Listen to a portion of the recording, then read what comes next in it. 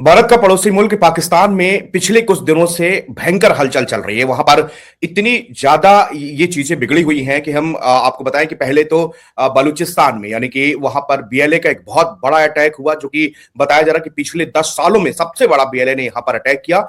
और इसके 2-3 दिन के बाद में इस्लामाबाद के बाहरी इलाके में शिया मस्जिद में एक भीषण विस्फोट हुआ, जिसमें रिपोर्ट्स जो आ रही है वो 31 लोगों की मौत हो गई और 100 से ज्यादा लोग घायल हो गए। लेकिन जो अंदरूनी लोग हैं जो वो बता रहे हैं कि यहां पर कम से कम जो है 40 से 50 लोगों की मौत यहां पर हुई है। भीषण इतना धमाका था कि दूर तक जो है डेड बॉडीज बिखरी हुई पड़ी थी। लकी बीस ने एक्स रॉ एजेंट हमारे साथ में है। एक दिन पहले इन्होंने करीब 12 बजे करीब एक रील डाली और ये रिवेल किया, क्योंकि पाकिस्तान लगातार इसके आरोप, वहां के मिनिस्टर्स जो है वो इस बात को कह रहे थे कि भाई हिंदुस्तान का हाथ है, हिंदुस्तान यहां से इनको मदद कर रहा है। लेकिन तुरंत जो है 12 साढ़े 12 बजे के वक्त इन्होंने एक ट्वीट किया और ये बताया कि तुम्हारे अंदर जो धमाका हुआ है वो किसने किया है। इसके थोड़ी देर के बाद में आईएसआईएस ने खुद इस बात को कबूल कर लिया और पूरे पाकिस्तान का झूठ जो है, उनके प्रधानमंत्री का झूठ, उनके असीम मुनीर का झूठ, ये बेनकाब हुआ। सर, ये जो कुछ भी इस समय पाकिस्तान में बहुत बुरी स्थिति चल रही है, वहां पर लोगों को वहां धमाके हो रहे हैं, कहीं बीएलए जो है अटैक कर रहा है, ये सब स्थिति सर पाकिस्तान की अभी इतनी ज्यादा क्यों बिगड़ी हुई है? क्या तो रीजन है? देखो, इसके लिए जो कल 6 फरवरी को 1:30 बजे लगभग उनकी एक सिया मस्जिद के ऊपर धमाका हुआ, हमें समझना पड़ेगा इसलिए पहले, क्योंकि बहुत बड़ा धमाका है। मुझे नहीं लग रहा पिछले 5 साल के अंदर पाकिस्तान के इस्लामाबाद में इतना बड़ा धमाका हुआ। उन्होंने जगह इस्लामाबाद क्यों चुनी सर, वो बहुत महत्वपूर्ण है। जैसे कहते हैं कि धमाके से ज्यादा बड़ी चीज होती है उसकी आवाज दुनिया तक पहुंचाना। पाकिस्तान का जितना भी ब्रेन है, चाहे पाकिस्तान का जीएचक्यू आर्मी हेडक्वार्टर चाहे रावलपिंडी के अंदर हो, लेकिन इनके डिसीजन जो भी होते हैं सारे के सारे इस्लामाबाद होते हैं सर। ये धमाका इस्लामाबाद में किया गया ताकि पूरी दुनिया का ध्यान इस्लामाबाद में केंद्रित हो। आईएसआई का हेडक्वार्टर भी वही है। मैं आपको बताऊं कि इस धमाके को, जो आत्मघाती धमाका हुआ, इसको यासिर नाम के एक लड़के ने धमाका किया। ये क्या है, मेन शरा का रहने वाला है सर, जो बॉर्डर के पास पड़ता है, आजाद कश्मीर के थोड़ा सा नजदीक में ये है। और ये 18 महीने से घर से लापता था, ऐसा आईएसआई बोल रही है। और इसने 5 बारी अफगान का दौरा किया। इसकी ट्रेनिंग पूरी की पूरी अफगानिस्तान में हुई।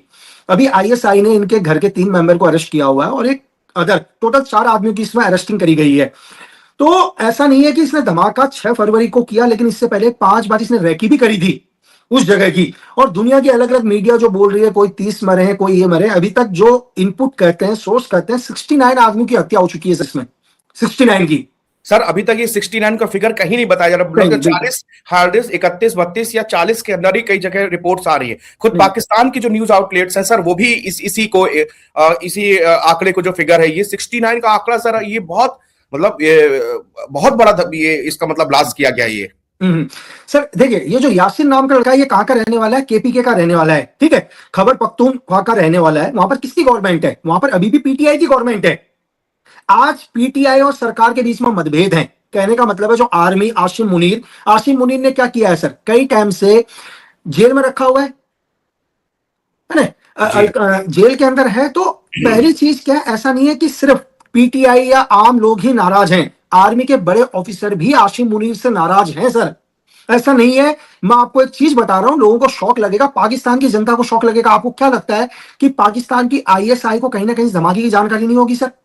5 बारी वो अफगानिस्तान बॉर्डर जाता है, वहां ट्रेनिंग लेके आता है, रैकी करता है 4 बारी। तो आपको क्या लगता है, जो आईएसआई दावे करती है कि सारी दुनिया की इंफॉर्मेशन उसके पास है, उसको नहीं लगता कि इस इंफॉर्मेशन उसके पास नहीं थी सर? क्योंकि मैं आपको यह कह रहा हूं कि पाकिस्तान के बहुत सारे ऐसे आर्मी ऑफिसर हैं जो खुद आज आसिम मुनीर से नाराज है सर।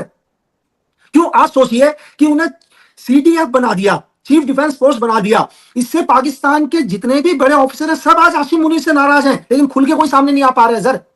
क्योंकि आज पूरा का पूरा कंट्रोल, पाकिस्तान का पूरा का कंट्रोल सिर्फ एक आदमी के हाथ में है, वो है आसिम मुनीर के हाथ में। और हमारे को आतंकवाद को समझना पड़ेगा। जहां हम बीएलए का नाम जोड़ते हैं, बीएलएफ का नाम जोड़ते हैं, इनका मोटो अलग है। एक फ्रीडम फाइटर है सर। ये चाहते हैं कि बलूचिस्तान को एक इंडिपेंडेंट स्टेट बनाए ताकि वहां की भुखमरी खत्म हो। और जो ये हमला किया है, ये आईएसके ने किया है। आईएसके क्या है? धार्मिक आतंकवादी संगठन है। पहले तो आतंकवाद को समझने की कोशिश करो। 2 तरह के आतंकवादी संगठन होते हैं दुनिया के अंदर। एक होते हैं जो दुनिया में दहशत फैलाते हैं, वो चाहते हैं कि उनका कंट्रोल दुनिया के अंदर हो, लोगों को मारना, चाहे इसके पीछे बड़े बड़े पावरफुल लोग इनको क्या कर रहे हो, फंड दे रहे हो, पैसा दे रहे हो। जैसे आतंकवादी संगठन आप ले सकते हैं लश्कर तोयबा, जैसे मोहम्मद, एक आतंकवादी संगठन है सर ये, ठीक है। और अगर आप देखें कि 1921 के अंदर पहली बार एक आतंकवादी संगठन खड़ा हुआ, मुस्लिम ब्रदरहुड, ठीक है, उसी से इंस्पायर होके 1987 के अंदर एलईटी आया सर, ठीक है, लश्कर तोयबा आया, लश्कर तोयबा के अंदर 1988 के अंदर अलकायदा आया। लश्कर तोयबा एक आतंकवादी संगठन, लेकिन अलकायदा क्या है? धार्मिक आतंकवादी संगठन। बात समझ रहे हैं? धार्मिक आतंकवादी संगठन। इनके मोटिव भी दोनों के अलग अलग होते हैं। दोनों के अलग मोटिव हैं, दोनों के मोटिव को समझाने की कोशिश करता हूं। देखो, लश्कर तोयबा हो गया, इसका काम है आतंक फैलाना, दहशत फैलाना, चाहे आईएसआई के इशारे में काम करता हो या दुनिया के बड़े बड़े देश इसको फंड करते हो, इनका काम होता है दुनिया में आतंक फैलाना, उस देश की सरकार को गिराना, देश में गृह युद्ध पैदा करना, लोगों में दहशत डालना।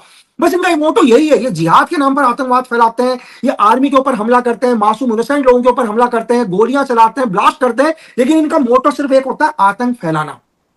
अब यही हम आ जाते हैं धार्मिक आतंकवादी संगठन अलकायदा, या हम आ जाते हैं इसी आईएस से इंस्पायर हो गए, जो आईएसके ने जो 6 फरवरी को 1:30 बजे हमला किया। इनका मोटो क्या है? इनका मोटो आईएस के वाला जो आईएस इस्लामिक स्टेट खुरसान, ये वही के आईएस, बिल्कुल, ये अच्छा। आईएस से इंस्पायर होकर बना है। मतलब हाँ। कहने का है कि आईएस का मोटो है, उनका इस धार्मिक आतंकवादी का संगठन है पूरी दुनिया के अंदर सरिया लॉ लाना। मेरी बात समझ रहे हैं? और इसी आईएस से निकलकर जो पाकिस्तान के अंदर जो आतंकवादी संगठन, धार्मिक आतंकवादी संगठन जो एक्टिव है, उसका नाम है आईएसके। ये 2015 में बना। इनका एक ही मकसद है कि पूरे पाकिस्तान में सरिया लॉ हो, लेकिन खलीफा भी इनका हो। मेरी बात समझ ले? सेम अगर हम तहरे तालिबान को लेते हैं जो 2007 में बना, उसका भी मकसद क्या है? उसका भी मकसद है कि सरिया लॉ लाना, लेकिन आईएसके का मकसद है सरिया लॉ के साथ खलीफा भी इनका हो। मैं बहुत छोटे तरीके से समझाने की कोशिश करता हूं ताकि आम जनता को समझ में आ जाए। आपने ट्रैफिक रूल देखे हैं सर? हमारे देश में ट्रैफिक रूल है, तो आप ट्रैफिक रूल समझ लो कि दुनिया में इस आतंकवादी संगठन का ट्रैफिक रूल क्या हो गया? सरिया लॉ, ट्रैफिक रूल। लेकिन ट्रैफिक पुलिस भी हम होंगे, ये हो गया खलीफा। मेरी बात समझ लो? जो सरिया कानून है पूरी दुनिया में, उसको हम ही मनवाएंगे। उसमें कौन गलती कर रहा है, कौन गलती नहीं कर रहा है, ये हम डिसाइड करेंगे। यह है खलीफा। तो इस आईएसके का सिर्फ एक ही मकसद है कि पूरी पाकिस्तान के अंदर सरिया लॉ को लाना और खलीफा इनका हो, एक ही हुकूमत हो। उसके लिए आसिम मुनीर की सरकार को, या आसिम मुनीर की सरकार कहूंगा मैं, शरीफ की सरकार नहीं कहूंगा सर, क्योंकि कंट्रोल पूरा आसिम मुनीर के हाथ में ही है। तो कैसे भी करके क्या है, पाकिस्तान के अंदर मिलिट्री राज खत्म हो जी। ये मोटो है इसका आईएसके का सर, एक धार्मिक आतंकवादी संगठन। लेकिन इसको जन्म किसने दिया? इसको जन्म देने के पीछे कहीं ना कहीं पाकिस्तान ही था सर। जब 1988 के अंदर पहली बार अलकायदा ने जन्म लिया, तो उस अलकायदा को जन्म देने वाला कौन था? यही पाकिस्तान का आईएसआई था।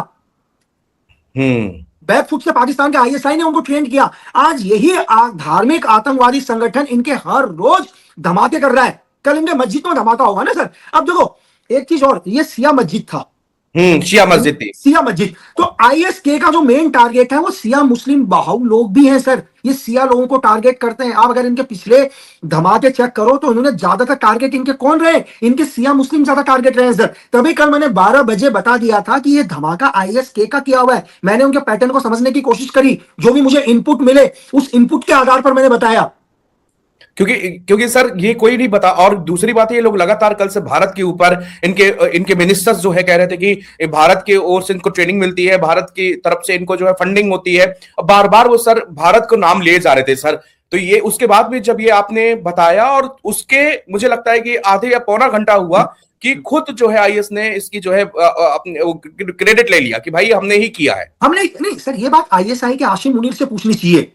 पाकिस्तान के आम जनता को आईएसआई के chief director general lieutenant general Mohammad Asim Munir से पूछे कि ये धमाका इस्लामाबाद में कैसे हुआ। वो पहले से यासिर ने 5 बारी रेकी करी हुई थी इस जगह की। वो इतना एक्सप्लोजिव अपनी बॉडी में कैसे लगा कर लाया? ये कोई कमर्शियल एक्सप्लोजिव नहीं है सर, ना लोकल एक्सप्लोजिव है, इज अ मिलिट्री एक्सप्लोजिव।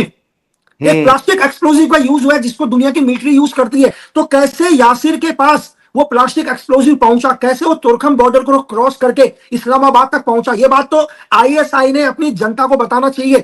जब इनके पास कोई आंसर नहीं होते, ये सीधा का सीधा ब्लेम किसके ऊपर लगा देते हैं? हिंदुस्तान के ऊपर लगा देते हैं, औरंगजेब के ऊपर लगा देते हैं। और आज खुद आने वाले टाइम में आप देखोगे कि पाकिस्तान आर्मी के अंदर एक बड़ा विद्रोह सर, आसिम मुनीर के अगेंस्ट। आज जो दुनिया को दिखाया जा रहा है सच में वो नहीं है। आज पाकिस्तान की आर्मी भी 2 पार्ट्स में डिवाइड हो चुकी है। एक वो लोग हैं जो चाहते हैं कि किसी भी कीमत पर आसिम मुनीर से उनकी पावर लेना, क्योंकि आसिम मुनीर तो जब तक जीवित रहेंगे तब तक फील्ड मार्शल बन गए सर वो। अब वो पाकिस्तान का कोई भी टॉप मिलिट्री ऑफिसर बने, लेकिन कंट्रोल किसका रहेगा? आसिम असीम मुनीर मुनीर का का। ही रहेगा। उनके लेकिन ऊपर इससे कोई मुकदमा भी नहीं चल सकता कभी कोई पूरी जीवन। पूरे जीवन नहीं चल सकता ना सर। अब दूसरी चीज आप सोचो कि आज तक हर पाकिस्तानी आर्मी ऑफिसर का सपना क्या होता है कि वो दबा के करप्शन करे, स्विस अकाउंट भरे, जैसे पहलों ने भरा। अब आसिम मुनीर कहेंगे नहीं भाई, जो भी कंट्रोल होगा मेरा होगा। तो कहीं ना कहीं पाकिस्तान आर्मी के जितने भी बड़े ऑफिसर हैं वो खुद आसिम मुनीर से नाराज हैं। अगर आप इस धमाके को देखने की कोशिश करोगे तो कहीं ना कहीं पाकिस्तान की आईएसआई को इनडायरेक्ट तरीके से इस धमाके की पता था। क्यों? अब ये धमाका हुआ, कहीं ना कहीं आसिम मुनीर के ऊपर बात उठी है ना सर। सारा प्रेशर किसके ऊपर आया है? आसिम मुनीर के ऊपर आया है। तो कैसे आसिम मुनीर को डाउन किया जाए? तो ऐसा नहीं है कि ये धमाका आईएसके ने किया, कहीं ना कहीं इस धमाके को करवाने के पीछे पाकिस्तान के आर्मी के कुछ ही लोग इन्वॉल्व है अंदर से। तो सर ये तो बहुत बड़ा दावा कि इनकी आर्मी के अंदर ही जो मतलब देश की जो सेना है उसी के अंदर इस तरह के लोग वहां पर बैठे मौजूद हैं जो कि धमाके करवा रहे हैं, उनको पता भी होने के बावजूद उसको रोक नहीं रहे। दूसरी चीज एक बात और लकी जी, यहां पर मैं आपसे समझना चाहूंगा कि पूरी दुनिया में एक तस्वीर पाकिस्तान ये शो करता है असीम मुनीर कि वो ट्रंप के पास जा रहे हैं, वो ताइवान जा रहे हैं, वो मान लीजिए चीन जा रहे हैं, वो तुर्की जा रहे हैं, मतलब सऊदी अरब जा रहे हैं और पूरे वर्ल्ड की यात्रा करके वो मैसेज दे रहे हैं कि भाई देखो हमारी अब क्या रेपुटेशन है। और वहां के अखबार मोटी मोटी हेडिंग में छापते हैं कि देखिए मुनीर का क्या किस तरह से स्वागत किया जा रहा है, पाकिस्तान को ऐसा ट्रीट मिल रहा है। लेकिन अंदर जब उसी देश के हालात ये है कि कहीं बीएलए, कहीं आप जैसा आप बता रहे हैं कि वहां पर आईएसआई को सब कुछ पता होगा, तो ये कहीं ना कहीं एक ये देश की मतलब स्थिति आपके शब्दों में सुनना चाहूंगा कहाँ क्या होती जा रही है पाकिस्तान की। सर दुनिया में आपने कभी किसी फौज को देखा है कि उसकी ट्रेन को हाईजैक कर लिया जाए? आपको क्या लगता है, चाहे बीएलए हो चाहे बीएलएफ हो, पाकिस्तान के 100 आर्मी वालों को टारगेट करता है, इसकी इंफॉर्मेशन बीएलए या बीएलएफ को कैसे पहुंचती है सर? कोई ना कोई तो इंटरनल होगा। एक आर्मी का मूवमेंट चल रहा है और इसकी इंफॉर्मेशन बलोच लिबरेशन आर्मी या बलोच लिबरेशन फोर्स को पहुंच रही है कहीं ना कहीं। तो इसका मतलब कोई ना कोई तो पाकिस्तान आर्मी के अंदर है वो जो इंफॉर्मेशन पहुंचा रहे हैं। आज चाहे आसिम मुनीर पूरी दुनिया के सामने ये दिखाए कि ट्रंप उन्हें बुला रहे हैं, वो ताइवान का दौरा कर रहे हैं, आपका घर सेफ नहीं है सर।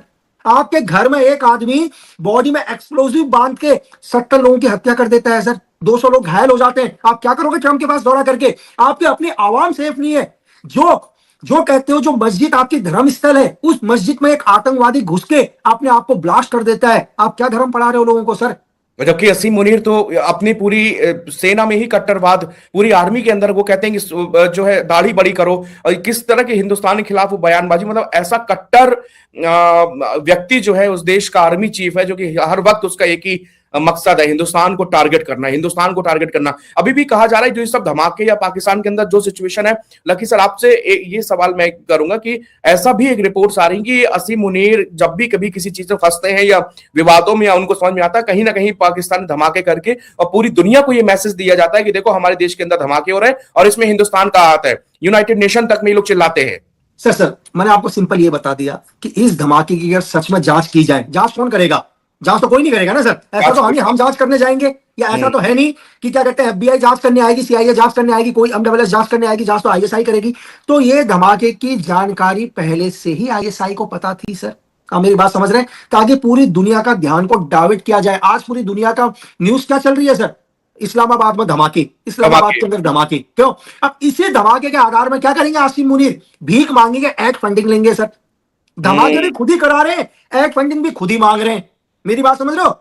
मानव अधिकार की बात खुद ही कर रहे हैं।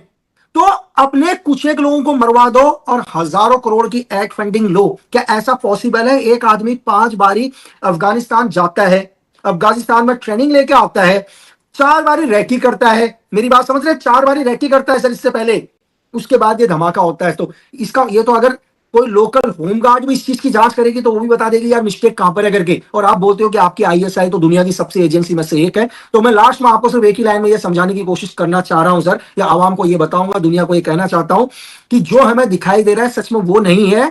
70 लोग मर जाए, 100 लोग मर जाए, पाकिस्तान की आर्मी को कोई फर्क नहीं पड़ता सर। अब पाकिस्तान की आर्मी ने क्या कर दिया? बलोच में लिबरेशन आर्मी या बलोच लिबरेशन फोर्स के थ्रू जो उनके 100 लोग मर गए उस मामले को दबा दिया, इस मामले को ऊपर उठा दिया सर। हाँ, वो वाला बलोच वाला पूरा मामला दब गया। क्योंकि एक आर्मी के 100 लोगों को मार दिया तो मुद्दा भाई तुम्हारी आर्मी कैसी है? तुम तो कहते हो हमारी आर्मी दुनिया की इतनी स्ट्रांग है, हम तो न्यूक्लियर लेके बैठे हुए हैं, और बलोच लिबरेशन आर्मी के लोग तुम्हारे 100 लोगों को मार देते हैं, उनका एक भी फ्रीडम फाइटर शहीद नहीं होता। ये मुद्दा पूरी दुनिया में उठ रहा है, आपने धमाका करवा दिया, 70 लोग मरवा दिए, बोल दिया आपने 30 लोग मर गए, आपको क्या फर्क पड़ गया सर? तो बड़े मुद्दे को दबाने के लिए कभी कभी क्या करते हैं लोग, इनोसेंट लोगों की बलि चढ़ा देते हैं। धन्यवाद सर, थैंक यू। बहुत शुक्रिया सर, बहुत शुक्रिया। ये इस इस्लामाबाद और पाकिस्तान के बारे में पूरी जानकारी लकी बिस यहाँ पर दे रहे थे और बता रहे थे कि इस तरह से पूरे जो ये धमाका हुआ है, जो इस्लामाबाद के अंदर जिस तरह से चीजें बिगड़ रही है, पाकिस्तान में जिस तरह हालात है, वो जो है काफी गंभीर है और यहाँ पाकिस्तान की सरकार खुद जो है वो इन धमाकों को अंजाम देने पे लगी हुई है। जिस तरह बहुत बड़ी बात यहाँ पर लकी बीस कह गए हैं कि उनको पता था ईसाई को कि धमाका होना है, लेकिन ये केवल और केवल बीएलए वाले धमाके से ध्यान लोगों का हटे और शिया को टारगेट करने के लिए ये सारी प्लानिंग असीम मुनीर और उसकी सेना और आईएसआई ने मिलकर करी और इतने लोगों की वहां पर हत्या करवा दी गई।